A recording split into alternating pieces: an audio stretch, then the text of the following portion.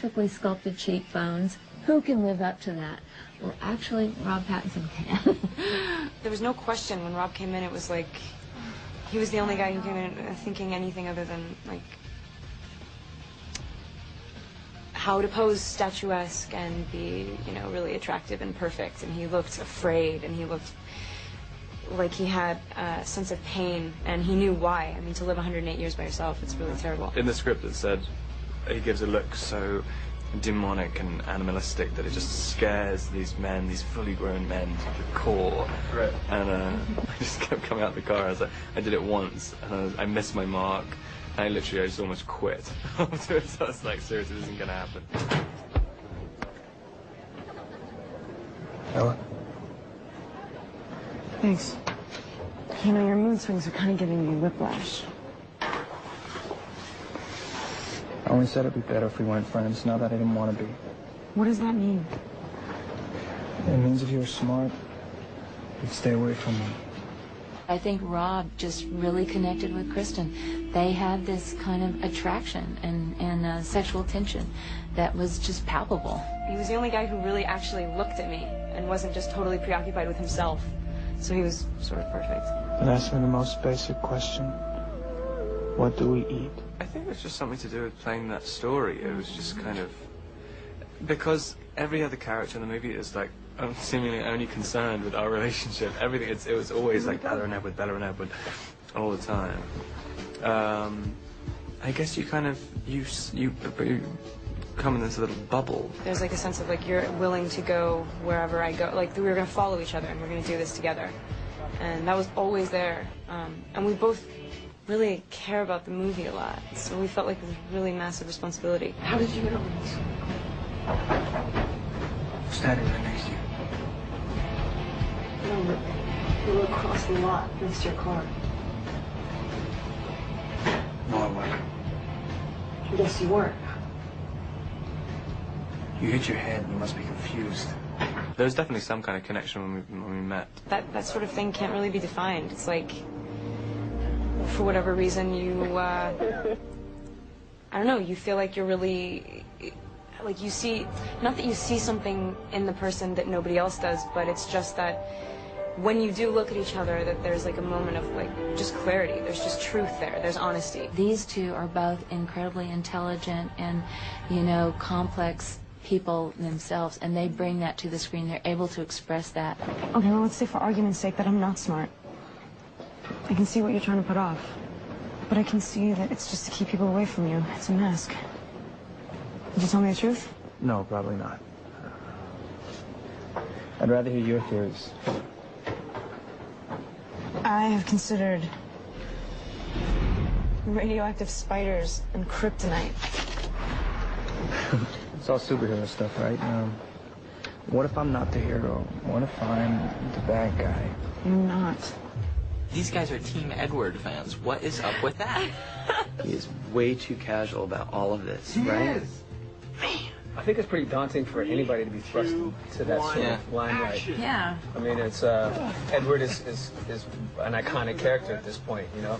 I think the sexiest thing in the world, Edward. It's so funny because last year, you know, I'm struggling to even get someone to talk to me, and then like the whole world just turns and everybody finds you attractive. It's like, all right. I don't know how he does it, really. It's you know, and he does it with like this quirky charm that's just kind of rock starish. I don't know how he does it.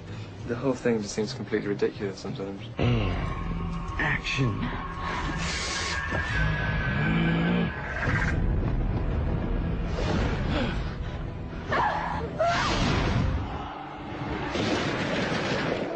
My favorite is the fight scene. It's amazing.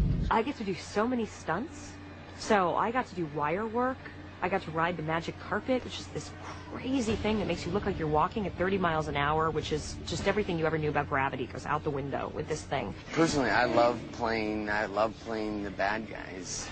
I mean, if I had a choice, I'd always go with the bad guys. I feel like they have, I don't know, they're just more to grasp onto. Tell him to avenge you.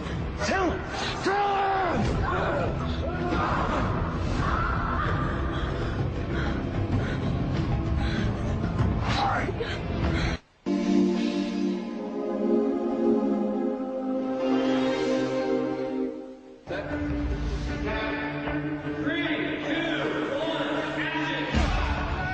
When I was writing the novel, I saw the whole thing in my head like a movie. I really wanted to see it brought to life. This looks just right. People dream about this book. It's our first day of shooting. We picked the most difficult set ever. Not one shot is easy. Love it. Welcome to Twilight.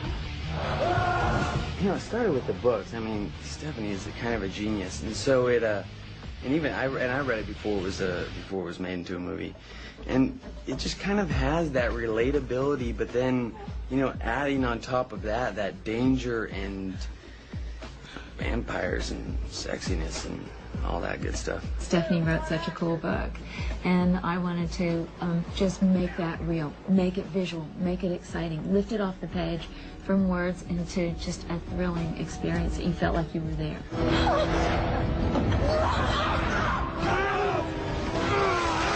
I got the idea for Twilight from a dream, and it sounds kind of cheesy, but it was a great dream. I woke up from it and just sat there thinking about these characters. Stephanie's created a completely different mythology. It tells the vampire story in a different way. And it's very honest. It's really, really honest. And that's kind of what's weird about it. I was afraid of forgetting the dream because it was so good. I sat down to write it out, and so that first day I wrote 10 pages and pretty much all of chapter 13. And then after that, I just wanted to know what was going to happen. It's an interesting story. I mean, the books, I read it, and I told everyone I was kind of a fan before I even got the part. I never sat down to write a novel. It was just a chance to kind of play with the characters in my head. And when I finished it, no one was more shocked than me that I'd actually finished a book. It's not enough for any of us that this is just a fun, good time vampire romp love story. It's not enough. We want it to be real. I feel like the only love story that could have that quality is if it's actually put in like a fantasy world. And I feel like this does it well. It pulls it off, and you believe it. Beautiful. Very visually dynamic. It's too bad you didn't have the strength to turn you.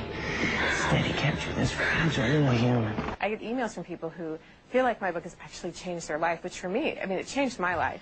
And I loved having the chance to really live in the characters, but I was surprised other people had that same experience. Visually, it's going to be a gorgeous film, and so it's something that they can, you know, put their minds to and actually see something, and hopefully it's something like they imagine. As the writer, you hope that people go see the film and want to know more, and go out and see how the book matches up with it, and that they feel the same feelings that people feel reading the book. That I would love it if new audiences would walk out of there caring about Bella and Edward. It's a great vampire tale, love story. Who doesn't want that? It's a pretty human, like, straightforward love story, and anybody who's human can relate to that. Here we go.